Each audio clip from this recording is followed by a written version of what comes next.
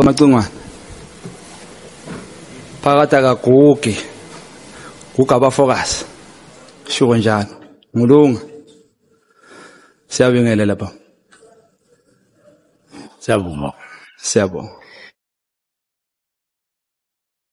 Macingwane ngicabanga ukuthi awukho umbuzo ongawubuzwanga futhi sizogcina siphinde into eziningi kube ngathi asiphilile kahle emakhanda kodwa ke kukhona indawo engifuna sike siyibuke ebaluleke kakhulu kuthina ama South Africans engicabanga ukuthi isimilo sibaluleke kakhulu nobuntu uyabona nje mangikubiza nje ngithi phakade elingagugi uthi uphakade akagugi guga abafocus uchaza ukuthi thina abantu siyayiqhenya ngezibongo zethu uma kungavela nje iqhushu insizwa yakwaZulu lapha ya ebizwa ukuthi umageba you know a character you expect from that person u expect umuntu oshayayo nenkani ngenxa yokuthi sibonge sibuya koShaka Zulu built by a character yoZulu Macingwane ke waziwa ngeNgwasman thiwa iNgwasman bayayithanda abantu bamaCingwane bayayithanda impela futhi baqonda ngqo ngakwenzela example ngomunye wakini ungizwe emkhulu vela ibeke nje injalo akathukani ngicangizama ukuchaza ukuthi kubaluleke kakhulu isibongo uSC okwakubuza ukuthi wenzani mhla ungena ehlalweni sobuminister into oqala wayenza ekubuza ngendlela ukuthi did you even go celebrate or what was the feeling you had Angikukhumbuza ukuthi wahamba wayobona amakhosi asemachunwini if uyakhumbula washo wena ukuthi ayakweseka kulolu hambo ozolithatha now I want to know ukuthi kuwena mhlonishwa kule mibuzo sobuziwe ngifuna sibheke nje lento ebalekile engicabanga ukuthi ngathi yona ilahlekile la eSouth Africa kakhulukazi apha esiphoyiseni isimilo nonembeza uma ubuka isibongo sakuMacingwane singena iqhashaza elokuthi babukeke njengabantu abanganalo iqiniso ngenxa yakho ngishiso lokho ukuthi eSouth Africa yonke wena no General Sibiya enazi ukuthi immediate hlusha ukuthi slow or later nina nobabili futhi nihamba nobabili kuleyo nto leyo akuphathi kabini ukuthi isibongo soMacingwane mhlambe kusukela namhlanje njengomuntu omkhulu kangaka uyosifaka ohlazweni mhlambe sigcine sisinalo lochashaza ukuthi hey labantu laba banamampunga baphika into ebhaliwe ibhasi elibhaliwe aliphike nje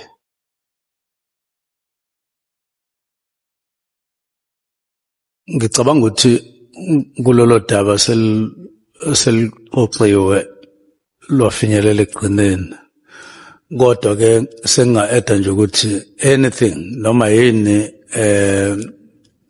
ehlukumeza isibongo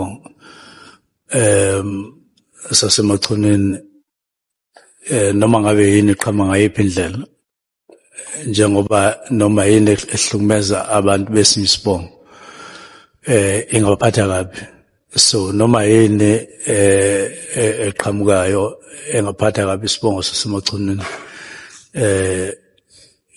ingiphatha kabi or ingangiphatha kabi noma ngabe yini so ngaloko ke mphathi wami ucabanga ukuthi mhlawumbe ungalithatha lethuba ulisebenzisa ukuthi usho ukuthi cha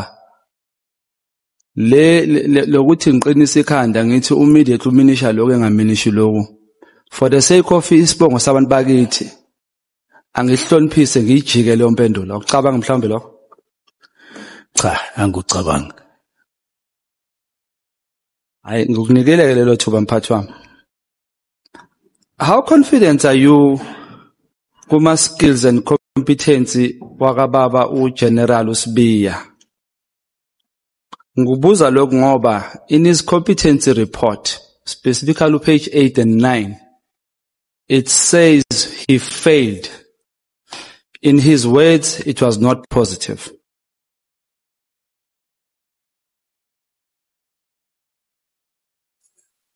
ikhona ichashaza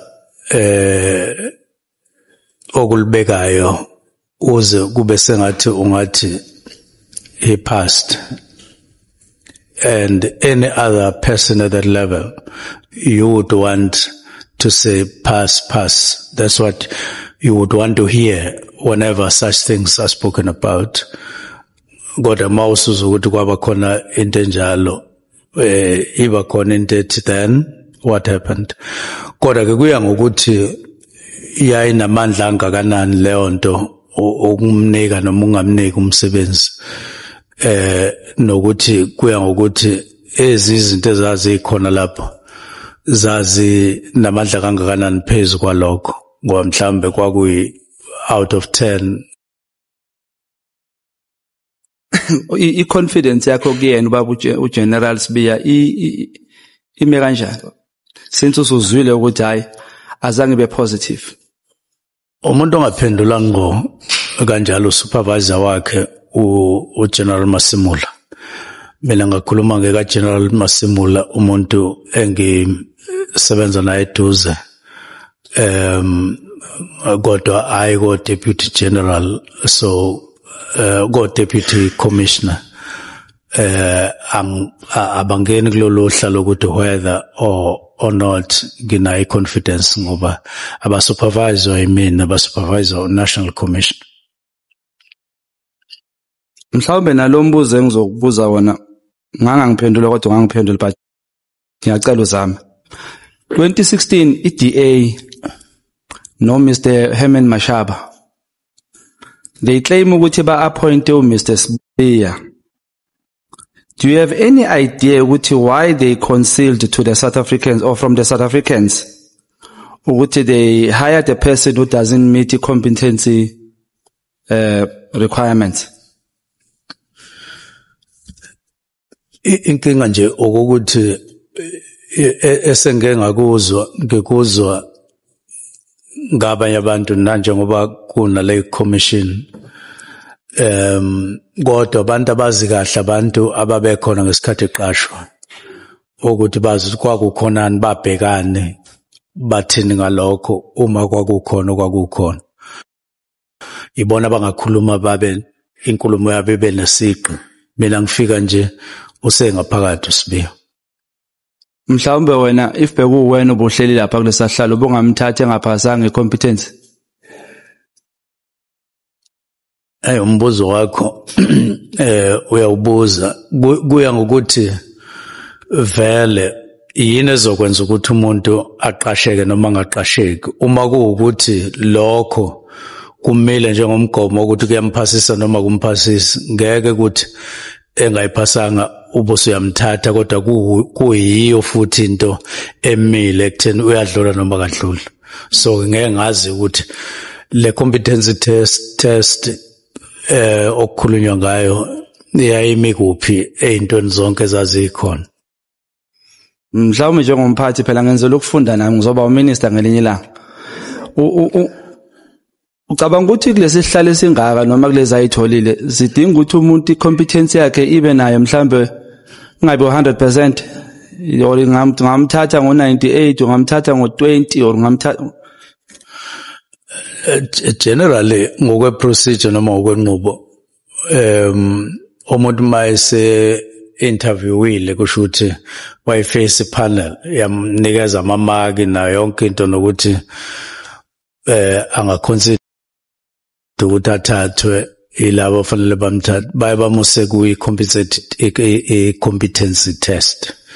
Kuse sekuyobhekwa ama skills athize. Uma ke ibuya ibisihlanganiso nokuthi kuthathwe ke isinqumo esiphelele ukuthi kwenzekani ngaye. Manje yikho nje ngithi angazi kahle ngoba ngangingekho ngesikhathi kwenziwa konke lokho, ukuthi yathi uma ibuye i-competency test inalokho bakufaka siphi isikali, babona ukuthi kuyamvimba noma kuyamdlulisa, base bethatha leso sinqumo.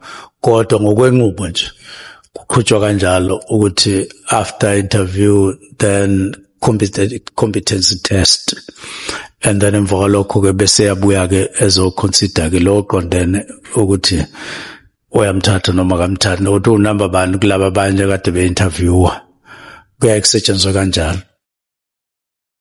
Mhlawumbe ukuze ngiyithole impendulo Mhlonishwa angiyilungise la. Owakho umbuzo kuwe lo owuphendulayo uthi kwenziwa kanjani ukuze umuntu adlule emva kwe-interviews angene ku-competency bese kwenziwana. Owakho ke lo mbuzo oyibuze wena. Nawo kowami ngicela ukuyilungisa and gcina wesikhathi ungilungisela ungadli isikhathi sami ngombuzo ka minister. Owami uthi if wena bokulesimo salabantu abahleli ngale ubuzomcasha yini i-competence ingaphelelanga yini? Uma ngabe i-competence inogcopho nani kuukuthi futhi lokho ikhona okumesangweni ukuthi uyadlula noma adlula. Uma kuthi akadluli ngenxa lokho so bengeke. Kodwa uma kuukuthi uhlelo lwabo ukuthi cha lo muntu engaphasanga kodwa ke uyathathwa kuukuthi indlela abahlele ngayo ukuthi kuqashwana kanjani lapho kusho ukuthi ungamthatha ke uma ngabe kuukuthi akubalekile ukuthi uyayiphasa noma akayiphasi i-competency test. Nanokuthi uma usukuhlanganisa nama konke oku-interviewer ubhekisisa futhi nabanye uzokwazi nokumthatha noma uzomthatha. Kodwa kuye kube kuhle ukuthi nje kuphaseke konke. Akuyona into straightforward ukuthi you fail i-competence then ngoba angazi noma i-competence noma i-aspect yayo or sangikhuluma nje ngikuzohlwini kancane oswini kancane. Mhlawumbe angazi noma ngichaze kanjani minister. Ubuye wena uyibuze yakhe imibuzo bese uyayiphendula. Ungayi kulo buzo wemini. Ngake ngaba u-exam ama learner's license. I-learners uyayiphasa or uyayifail. Uyabona ukuthi ufail kubuza umuntu athi ngifeyile nga1, ngifeyile kanti it's a pass or fail. So i-competence njalo i-pass ne-fail. In this regard, if you were sitting in that position, ubuzomthatha ubengumthatha epass i-competence or efailile. Manje kulukhuni ukuthi ngiphendule ngendlela ofuna ngayo ngoba usubuzile wona oqeda. Manje mase ngiphendula mina ofuna ukungalusa. Cha ngilungisa ngixolise mphathi wami. Bese ngakwazi ukuphendula. Ngenzela ukuthi ngiyaphendula lo ubuzwe mina. Ngiyaphendula nje kahle ngithi i-competence test abanye abantu bayebethi nomuntu efailile kodwa athathwe kuye ngokuthi i-criteria yabo lo kwenza ukuthi umuntu athathwe ukufeyila nokuphasa kuyingxenye into lokho. Abanye bathi hayi uyifeyilile i-competence kodwa yile ngxenye ye-competence test so singamthatha or hayi ufeyile le ngxenye ye-competence strong kakhulu ngeke aze athatheke. Or abanye bethi bayabona ukuthi anga-improve something like that. So kuye kube khona izinto akubi straight ukuthi fail i-competence then or pass i-competence. Angayiphasa futhi i-competence uthola ukuthi ngapha ku-interview ayikhona khambanga kahle then awusamthathi ke njalo kodwa enze kahle ngale competence. So akuyona into straightforward as far as I know. Asidlule mphathi. As a minister lapha esiphoyiseni wena obhekelele umthetho from cabinet, are you allowed ukuphula imithetho noma kunezinto uma uphulile imithetho sithi hayi le ngoba iphula uminister singayibeka eceleni? Cha, awuvumelekile ukuphula umthetho. Singakwazi ukwenza lokho. Okay. Ngikubuza ngoba ngifuna sibheke impendulo zakhe endaweni eziningi. Did you give uNkabinde noma chief of staff uNkabinde an unlawful or illegal instruction to record Baba Mkhwanazi on the phone? No, I gave him no instruction. I only made a suggestion to him. Uyazikhumbula uthi kuyena ngimtshelile ukuthi abomrecorda? Ngikhumbula ngathi he must consider. Ngaqoleka ngamacengwana. Mhlambe singayibuyele emuva siyoyihlola mhlambe ngelinye ilanga. Kodwa ke wena in your words uthe umtshelile ukuthi aka record umkhwanaza asibambeke ngale yakho ke indlela. Okay. Do you think umnikezi umbono oqondile yini ngaleyo ndlela umnikeze ngawo? Mhlawumbe wacabanga ukuthi ngabe ukuthi umnikeze into illegal? Cha akukho illegal ukuthi uma ngikhuluma nawe ngifisa ukuthi ngikurecord kazathu simbe ongavumelekile ukudlulela kumuntu wesithathu ukuthi alalele nina nobabili bese ya recorda. Njengoba sibaningi la mphathi wami njengoba uyidlulisile ke le voice note ubumtshelile ukuthi ngiyakurecorda noma uzokurecorda unkabinde ngizoyidlulisa. Hayi mina ngimrecordanga. Usho ukuthi unkabinde uyena ophulele umthetho? Wala ngazi noma uphulile. Asibuyele emuva mphathi wami ungangishiyi. Ngiyakuthembela kakhulu kuwe ukuthi wena uphethe umthetho. Kodwa muzothi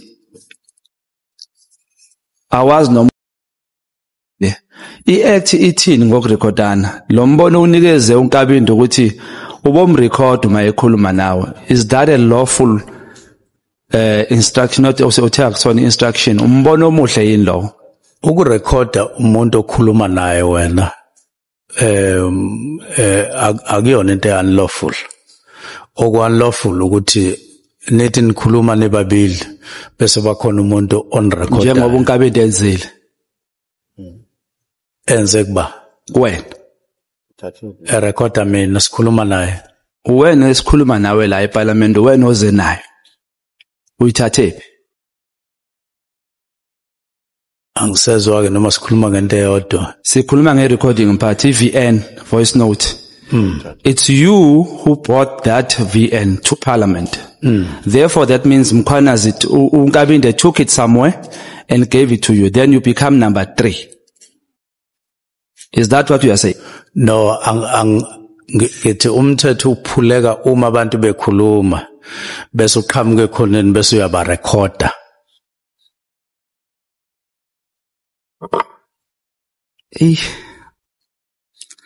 Mhlambe yima ungakuzwa. Kulesi sigameko esenzakele. Are you saying ubaba unkabinde lento ayenzile ukuthi a record ubaba uMkhwanazi engamtshelanga 1 bese 2 eyithatha ke le recording ayidlulisele kuwena which makes you number 3? Akenzanga into wrong according to you. Uma urecorda inkulumo oyikhuluma nomuntu ngqo. Njengoba ngeke ngasho ngathi akukhona intombazane engangakhuluma layo yangirecorda ngazi. Yayihlela yonke indawo leyo nkulumo. Kodwa umthetho uthi uma ngabe lo okhuluma nawe ekurecorda akuyona into yokuphula umthetho. Ngifuna ukugcina lapho nje, angifuni ukwanda. Ngizodlula yabona ngalomthetho if bekuthiwa nje bekwenze bekuzocelela iveni imela ngaphandle mawuphuma uyigebelela iveni ngoba uphukile lo mthetho asingaye eceleni mphathi wami. So uyavuma ukuthi wena onikeze umbono namhlanje njengoba sombona that day beku instruction kunkabinde ukuthi akamrecord. Cha ngaze ngimnikeze instruction. Umnikeze umbono. Wena omnikezile. Did you not under oath say that awumazi Brown siku committee? Angaze ngisho ukuthi angimazi Brown. Ngomhla ka 5 March. Hayi, angaze ngisho. What uyamazi? uBrown. First time ubuzwa ngoBrown. Angaze ngisho ukuthi ngiyamazi uBrown ngomhla ka 5. Angaze ngisho futhi ukuthi angimazi. Ngathi akayona i-associate. In other words, akayena umuntu engisondelene naye esibhema naye ugwayi. Ngaphika lokho kuphela. Ngathi moshe uyintsha lempendulo nginenhlanhla yokuthola impendulo ezintsha angizubhora abantu la phakathi. Cha ngithi mhlonishwa idlalile la isayilalela ithi the person that General Mkhwanazi is talking about is not my associate. Isho kanjalo. Ekuqaleni comment yami ithi the person that was on the phone the photograph that was on the phone, I responded by saying, I don't know this person. Ngachaza ukuthi kwangena Brown law, it was not Brown. So mangathi angimazi ngangasho yena Brown. Kangisho umuntu owayesesithombeni ocingweni. Okwangena Brown. Lesithombe osinikwa ubani? Ngangisinezwa enye insizwa okuthiwa umuzi ngam. Mhla siku committee u virtual bakhombisa isithombe. Cha, angithi mina ngesikhathi siku committee ngase ngiqoqela iCommittee into eyake yenzeka kumina ngelinye ilanga ngikwe ekisendaweni ethize ngihlangana nomuntu ethi khona umuntu onje kanje ohambe ekhuluma ukuthi ngase ngithi lo muntu ubani lo muntu ngaze ngathi awungikhombise uma ungasithola isithombe bongikhombisa wase ngikhombisa ke emva kokufuna hayi ukuthi sasikhona isithombe eParliament kwangekho isithombe eParliament ngangixoxa indaba ngokuqala iCommittee istory soqala ngasixoxa ngase ngixoxa sesibili story somuntu wangifonela ethi kunomuntu ngapha eWitbank ohambe ethi ukoleka imali ethi umfowethu omncane ongilamayo ngase ngichaza ukuthi ayikho into enjalo ngoba usahamba emhlabeni. So kwakuzitori zami nje lezo ezimbili. Ngona uqinisile minister itori hayi. Uphiwe. Uyakhumbula uthi uprincipal we-issue yakacwecwe usethathile ama blood test waphinde wena futhi wajika wathi no akawathathanga. Yes, ngiyakhumbula.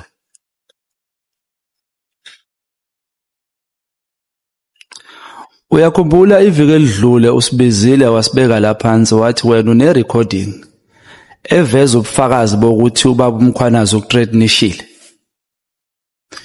Cha ngithe kune recording engifisa ukuthi iParliament lizwe iCommittee lizwe la khona kune recording ethize ngase ngichaza ke uma ingasenzeki leyo nto ukuthi kube kuphi la kube khona inkinga.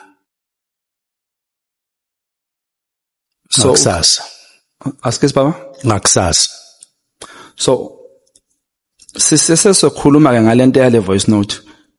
Ngizama ukuza nepattern yokuthi amahlandla amaningi minister uvamise ukuthi ngathi kuyayiphumela la kuwena uvela uphendule bese ngelinye ilanga ubuye uzoyishintsha lempendulo uphendule ubuye awuyi research yini mhlawumbe into oyibuza noma uyiphendula bese uzobona phambili. Can I raise a point of order? Cha kunjalo. Yes, Chair, with due respect to Umhlonishwa Ushongo. And I would sympathize with you, Chair, as well, because you may not fully understand Zulu. But when somebody says, Kushuguti lagwena kuyasiphumela, what is meant is that, one, you are just talking without even thinking. So somebody is just saying something which is not a reflection of a working brain. I mean, it's like somebody, let me make another example. Maktwa, when they say kuyasiphumela, it's like somebody who can't even control themselves when they need to go to the bathroom to pee. They just release the pee along the way to the bathroom. In Zulu, it's right in that context. So I don't think it's correct for the honorable member to say to the minister, Lagwena kuyasiphumela nje. I would like to suggest that he doesn't use that language. Thanks. Must withdraw it, in fact.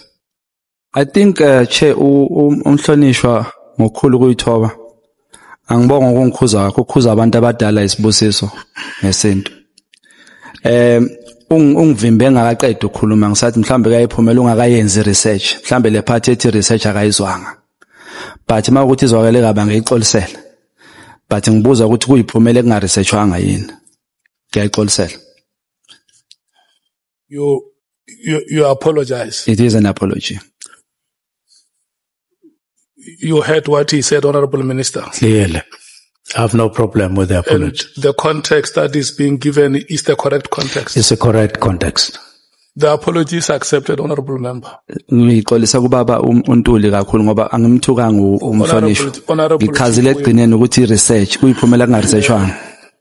Honorable Apologies accepted. Honorable Shongwe is humbling himself before you.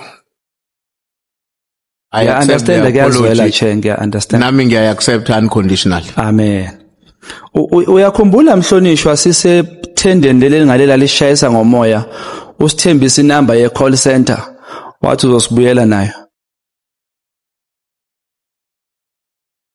Yes, ngiyakhumbula. Wayithola? Yes. Wabuya nayo wasinika lela langa lela. Inamba kwa inkinga issue mangikhumbula kahle mhlawumbe ke ngiyakhohlwa ukuthi iyasebenza noma isebenza. Inamba ngayinikeza kwasoba ukuthi ziyasebenza yini. Now abanye babethi ayisebenzi abanye bethi ziyasebenza ngaphuma wena wawuthini mphathi? Wawukubaphi kulaba ngathi ziyasebenza. Okay. Ngaphuma ngafona yangasebenza inamba. Ngacheck ukuthi yini ngasebenzi kwathiwa babili abantu abasebenza kule call center kwathiwa oyedwa ubeme passage ekhuluma nocingo oyedwa ubese bathroom so bengekho umuntu okoperation ngase ngithi abayivale leyo nto ngoba ingenzela ihlazo kubantu kanti abantu bakhona babili ukunje omunye use passage ngalesikhathi kufuna ubulibele ucingo omunye use bathroom ngase ngithi akube khona umuntu okhona ngaso sonke isikhathi. Kwenzeka kanjalo. Ngifikela umbuzo ukuthi ngibuza ukuthi inhloboni yefone le wakuyi cellphone eyodwa yini for country yonke? No, kwakunabantu ababili e-call center. So lo oqala kwathiwa ngesikhathi ngifona mina ngicheck ukuthi nabo abantu befona kodwa ucingo lithathwa umuntu wathi ubese passage ekhuluma ucingo lakhe omunye ubese bathroom. So uchaza ukuthi bathi kuwena yakhala le phone but azange ibanjwe. Ifoni yase call center yakhala. Yes, yangabanjwa ngoba akho umuntu. Ngicela ukusho mina ukuthi le phone engasebenzi mphathi azange ikhale. Wena wake wayihlola wena ngokwakho. Angithi ngiqale lapho ngayihlola yakhala yangabanjwa. Ngase ngifonela ke izikhulu zabo ukuthi nakhu ngifona la umuntu engalibamba ucingo kanti ama members eParliament athi kukhona inkinga la sengiyaphuma ke ngiya ngemuva kwetende ngiyafona ucingo alithathwa umuntu sengifonela ke isikhulu kwenziwa yini ucingo lungasebenzi bathi hey bazocheck isikhashana basebethi hayi omunye ubese passage omunye ese bathroom that's why belungathathwa umuntu kodwa belikhala.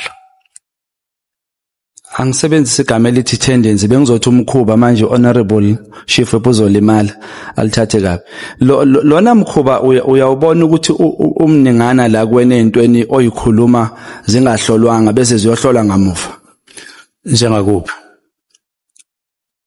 case ekacece wathi igazi lithathiwe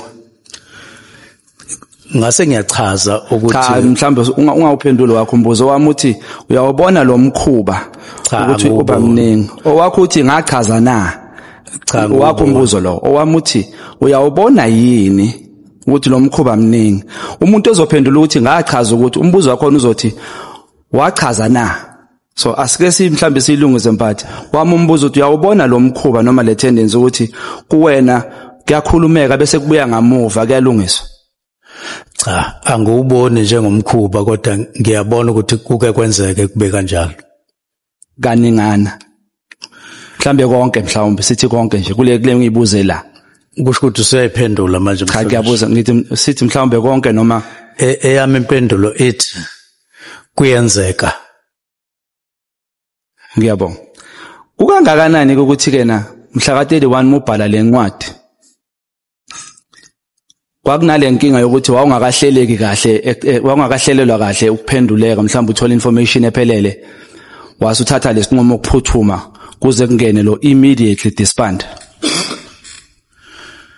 Cha incwadi engayibhala isemthethweni futhi isebenza ngaphakathi umthetho sisekelo udaba luka immediate lukhulunyiwe ngomyalo kaSihlalo ngicabanga ukuthi silisongile kodwa uma ufuna ngiliqale phansi ngingaliqala cha ngiyasaba ungayicali mphathi wona ukhuthele ungayilanda yiyo ngayisa kude kakhulu kodwa angu interject mhlawumbe for the sake of isikhathi. Okay. Uma ngicela ungisiza la ngescenario.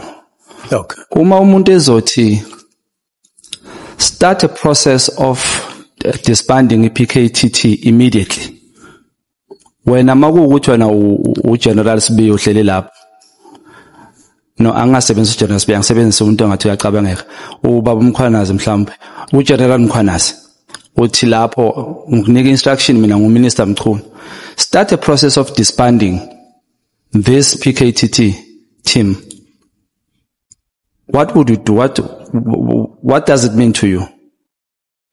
It means you have received. Ufakile immediately. Ngixolisa ungafaka immediately. Start a process of disbanding PKTT immediately.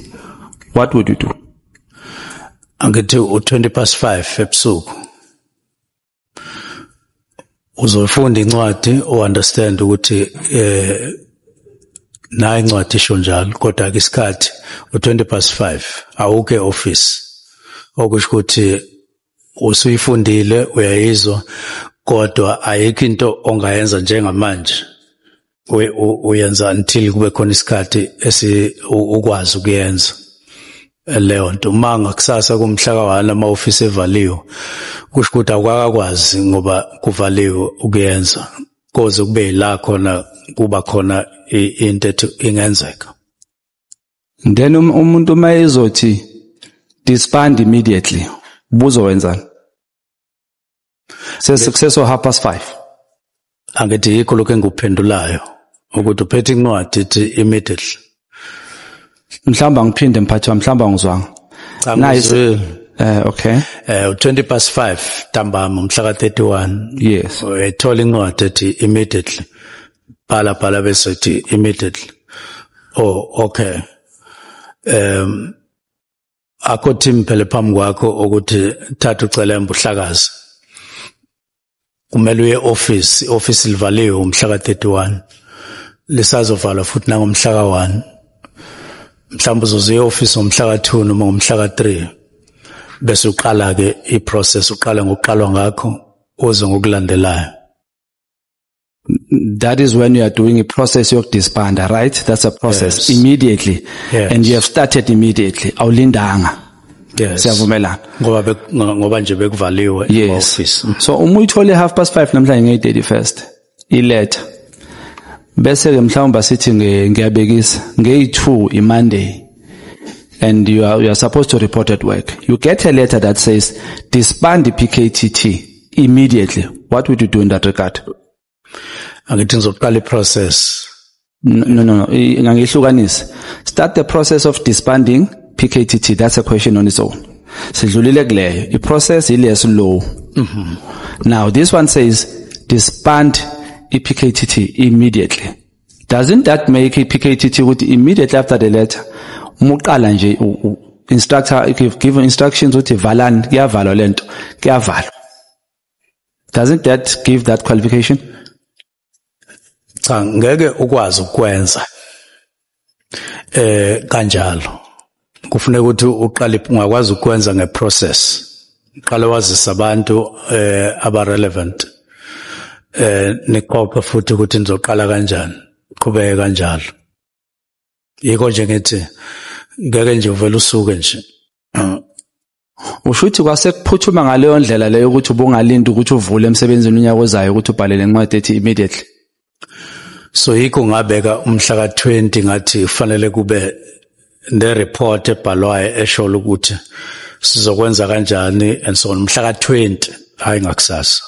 Ngibuza ukuthi wawujahena ungalinda umhla ka20 ubhange umhla ka20 ubhalele incwadi bese iqala iprocess emva kamhla ka20 kwakujaheke yini yayijaheke ngaleso sikhathi leso? Akukho la okubhalwe khona ukuthi kwakujahekile kubhalwe ukuthi ngomhla ka20 akube khona preliminary report. Akukho nje igama lethi but udisband immediately khona. Yes ukhona kodwa report ibe mhla ka20. Okay. Umuzoza la uzosinikeza lobufakazi mhlawumbe noma uzosibriefa live as parliamentarian. Yes. Ukuwahlangana nobaba uSibiya nathi ukushare ama notes enzosinika wona la. Ama notes an. Mhlawumbe into enzosikhuluma le briefing sayilelo. Le report enisinikeza yona. Nike nahlala mhlawumbe nathi mase ngibuza imibuzo mina ngizophendula kanje nabakubuze lo nawe uphendule kanje nami ngizophendula kanje. Icaka zesihlanu. So kuza kanjani ukuthi eSouth Africa uwena nobaba uSibiya obhale ku statement sakhe uGeneral Sibiya. Ku statement sakhe ubhale ukuthi wamnikeze kukhona isinqumo esiphume lapha esithi must disband immediately, and he even says now yena faka unaw yena. But uyabuya yena uyajika futhi useshintsha immediately usefana nowakho immediately uthi hayi immediately akamini uthi valani manje umina later. So kuza kanjani ukuthi no2 ikhuluma into ecishe ukufana kanti eqaleni ubeyibhale kahle uhamba nathi ama South Africans siyafana ngenkulumo sekujika mase kufika la. Ngikwazi ukuphendula okwenziwe yimina nokuphendula umbuzo obhekiswe kumina mawusubhekisa kuSibiya nakumina ngesikhathi esisodwa kusho ukuthi phela ngizophendulela yena. Awungaphendula lokwakho ukuthi kube coincidence ukuthi kufane noma mhlawumbe awunibona nami. Anginakho la ukaSibiya so angiboni ukuthi kufana kuphi nokwami kuphela njengamanje. Bengaze kulethe ukuthi nakho ukaSibiya nakho kwami. Ngiyahluleka mphathi ngoba honorable chief whip uqeda ukukhothela lento engikhulumela yona la manje awukusho ukuthi awunayo lento leyo kuyena awusho ukuthi awunayo kodwa uyiphendulile. Cha uchazile uma ubumlalele kahle umhlonishwa uNtuli uthe uzongifundela izinto uzofika athi ku paragraph bani kunokuthi nokuthi ku paragraph bani wasenza kanjalo ngase ngiphendula into eqondile manje ke awenza kanje ngoba enzile. Ngixolisele lokho mhlawumbe ke ngikhulumela kulelo phuzu akufundele lona ngibona ukuthi angakufundeli lona ngoba uqeda ulifundile. So ingakho ngibuza ukuthi kulowo mbuzo lo obaba uSibiya athe kuye immediately means now then later changes to into ayikhulumile ke wasethi usefana nowakho ku immediately later. Do you see the similarities and do you think it's a coincidence noma benihlangene nakhuluma? Angiwabone until kuze kube khona into okhuluma ngayo la kaSibiya nengikhuluma ngakho mina. Ngicabanga ukuthi angeke kuthiwe suyeke immediately ngathi uyakulimaza impela immediately awufuni ukuvuma. Bengiya la awukulimazi mhlonishwa kodwa ngithi ngiyafakaza manje ke kufanele ngifakaze ngento mina self ngingabuye bese ngithatheka nje okushiwo umhlonishwa bese ngikwenza ubufakazi bami angikwazi ukwenza njalo. Uyawabamba yini ama caucus namalunga wasesiphoyiseni laba abaphethe mhlawumbe yaba nama caucus nje umkhabule eceleni nje? Hayi kuba nemhlangano lapho hayi ama caucus into formal. Hayi kuba nemhlangano nje ngiba nomhlangano no-National Commissioner and ngasho ukuthi ngibambe imhlangano cishe ngaphezulu kwa9 to-National Commissioner 1-on-1 ngabamba 28 or more so ileyo mhlangano bakhona. Kuba nama minutes lapho kulomhlangano kuba no PA secretary into enjalo. Impela nje isikhathi esiningi kwenzeka kanjalo. Kodwa hayi mangino National Commissioner siba sobabili akubabikho umuntu othatha ama minutes. Okay. Masibonga kanjalo. Uma uGeneral Sibiya ecela meeting ethi ithinta noMotlala nefamily. Sorry. Icela ubaba uMkhwanazi uGeneral Mkhwanazi cela kwena meeting. Uma icela le meeting uthe wena uyingabile because of ibinga qualify according to the structure mhlawumbe uvuma ngaso noma angisakhumbula impendulo yakho kodwa ibingalapho mhlawumbe ungangikhumbuza kancane. Angishongo ukuthi nganqaba ngithe ngawuthola umyalezo ngaphendula ngase ngiyacabangisisa ukuthi sizoyimisa kanjani le ndaba. Ngase ngiyimisa ngendlela engangibona ukuthi ngokwelami uhlangothi kuzofanele ukuthi ngiyimise ngayo ngiqale ngayo. Ngiqale ngo National Commissioner kanye no deputy wakhe ngize ku deputy wakhe ngize ku Provincial Commissioner bobabili ngoba ngabona ukuthi kungeke kwaba into ubulungiso noma ekahle ukuthi ngilande umuntu ongaphandle ngobantu abala ngizomfaka emhlanganweni ngoba hayi ubani lo muntu ongaphandle umhotsi.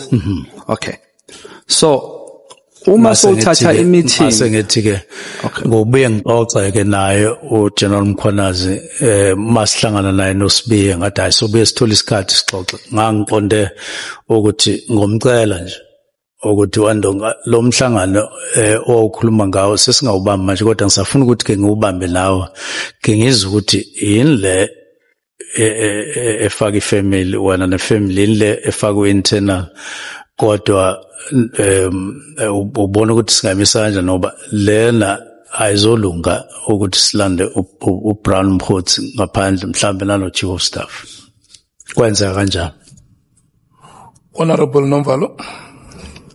Yeah, no, follow-up question, Chair. The Minister is saying he decided not to convene a meeting as suggested by or as requested by General Nhlanhla Mkhwanazi. So he decided to have a meeting with the National Commissioner, subsequently with the Deputy National Commissioner. Now, the question is, what were you discussing with the National Commissioner in relation to a request of General Nhlanhla Mkhwanazi? Because a reason for a meeting requested by General Nhlanhla Mkhwanazi was known by General Nhlanhla Mkhwanazi, not by the National Commissioner, not by the Deputy National Commissioner. So if I call a meeting, if I request a meeting from you, I don't even tell you an agenda of that meeting. And then you decide to convene a meeting with somebody else. What is it that exactly that you want to discuss with that person? Having not solicited a reason for my request from me as a person who requested for a meeting. I'm trying to get a logic of the approach that you decided to espouse. The meeting, I didn't say that I decided to have a meeting with General Masimula and then subsequent, as you say, with Sibiya. I decided that the approach would be I would meet General Masimula and General Sibiya together because I was aware of the challenges and so on between them. That is my decision, that one. And then I would have a meeting with General Sibiya and General Mkhwanazi, which I did. Manjike, General Mkhwanazi didn't say instruction that I must carry. It was a proposal that there are certain issues, let's have a meeting. Ngase ngidecide ukuyi-reconfigure ngalendlela engayibeka ngayo. Ngase ngithi ke so besihlanganeke mina naye bese sixoxa ukuthi what are these other aspects. That was the logic that I came to. Can I? No, Minister. So did General Mkhwanazi make an indication of the agenda that he intended to have in that meeting, a meeting that he wanted you guys to have?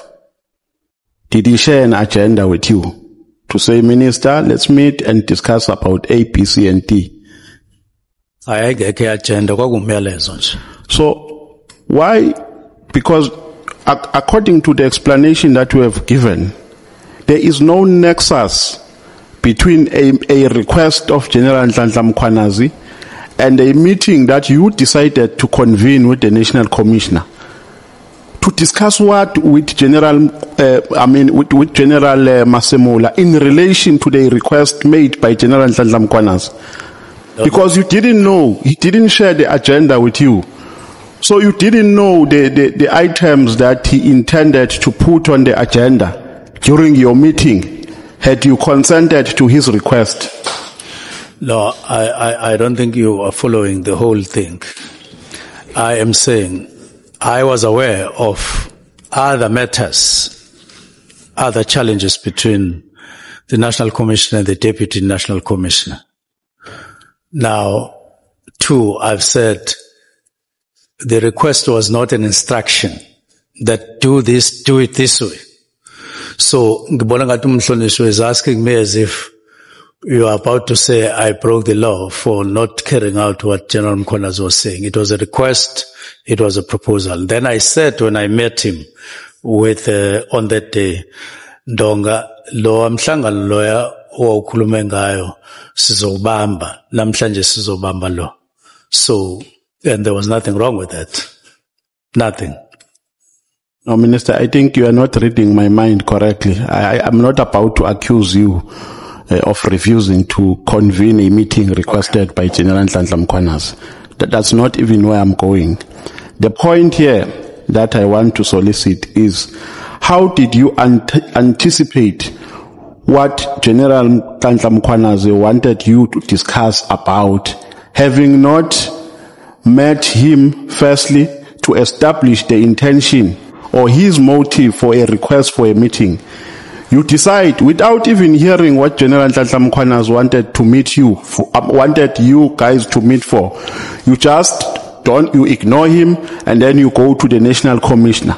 So there is actually no connection between, in my view, no connection between a meeting that you had with the National Commissioner and a request made by General Nhlanhla Mkhwanazi. Because if you knew, if maybe General Nhlanhla Mkhwanazi had put an agenda on the request to say, Minister, I want us to discuss about A, B, C, and D in specific terms, at least I would be in a better position to understand where you are coming from.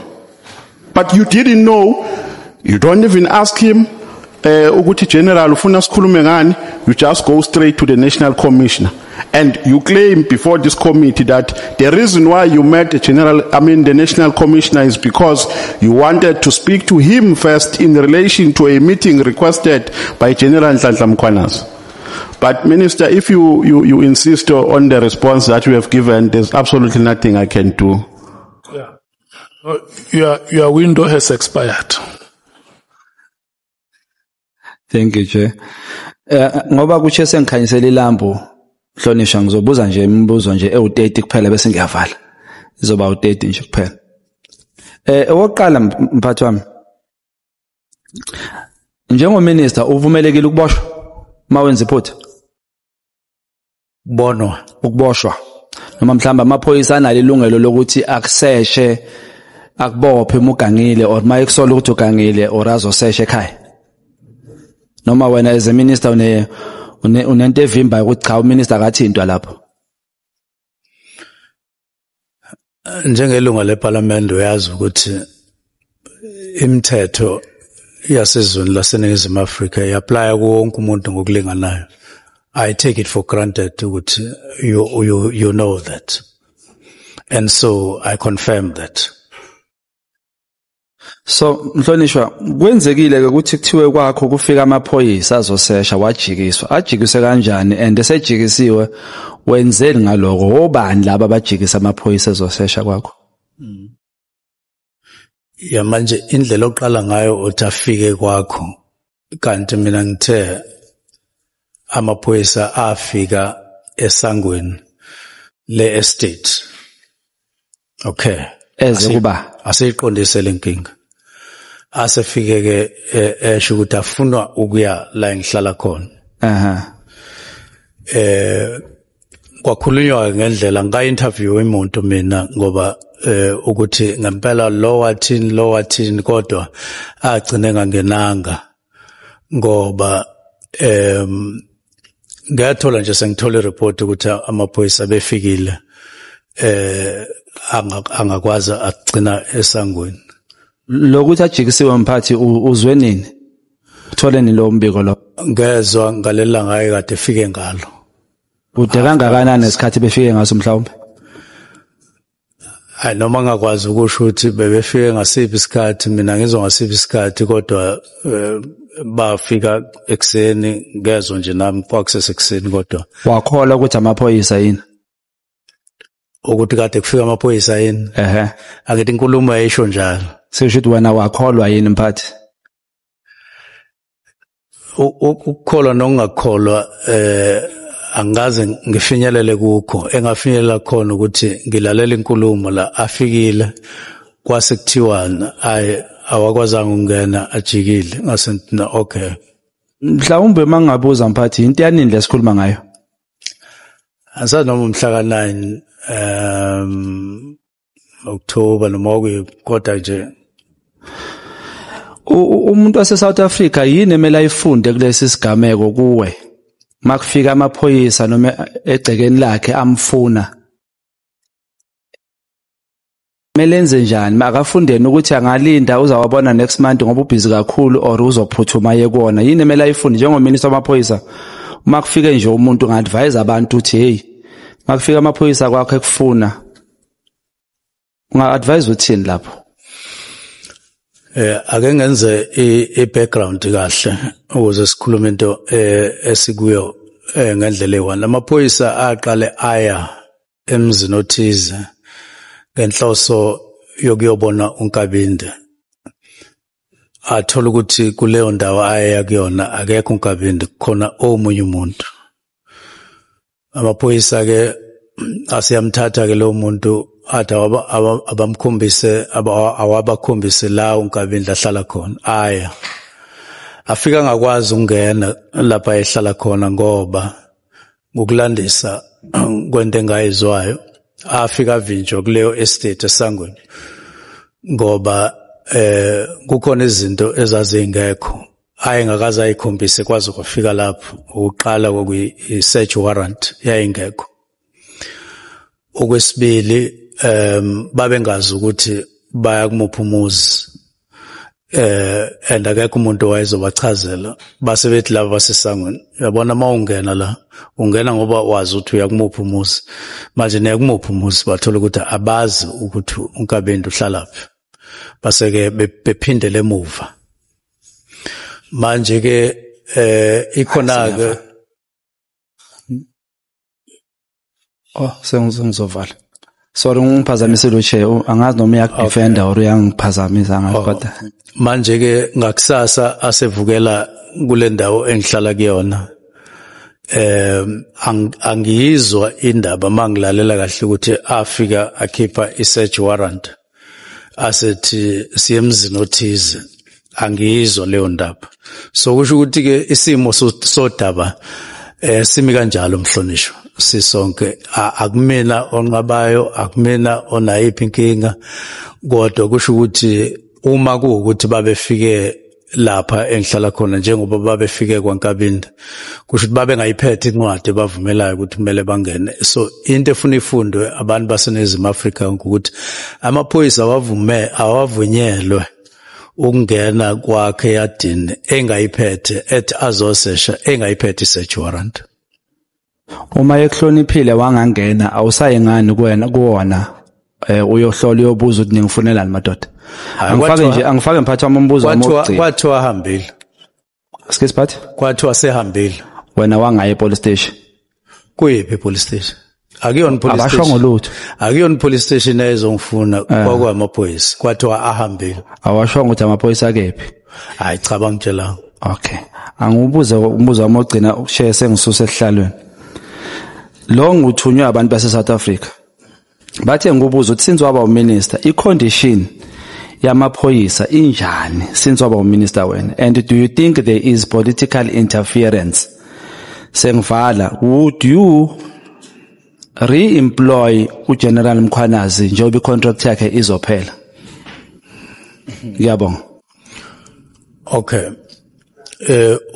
angiqale ngalombuzo ogcina uminister aka-employ uprovincial commissioner would you recommend cha uminister kanalo iqhaza lokurecommenda okusemthethweni analo iqhaza libambayo uma ufuna ngichazela ukuthi ungena minister uminister uprovincial commissioner appointa unational commissioner aconsulte no premier uma bengavumelani la ungena khona uminister akafiki ke lelo thuba okwesibili injani icondition angazi ke kahle ukuthi usho ukuthini ngecondition kodwa ukusebenza nje kukonke akuyona into engiyithatha ngokuthi isezingeni ongathola ukuthi lingaba kuyona kuningi okusafanele ukuthi kwenziwe ukuzama ukubhekana nenselelo zomphakathi mayelana nezokuphepha.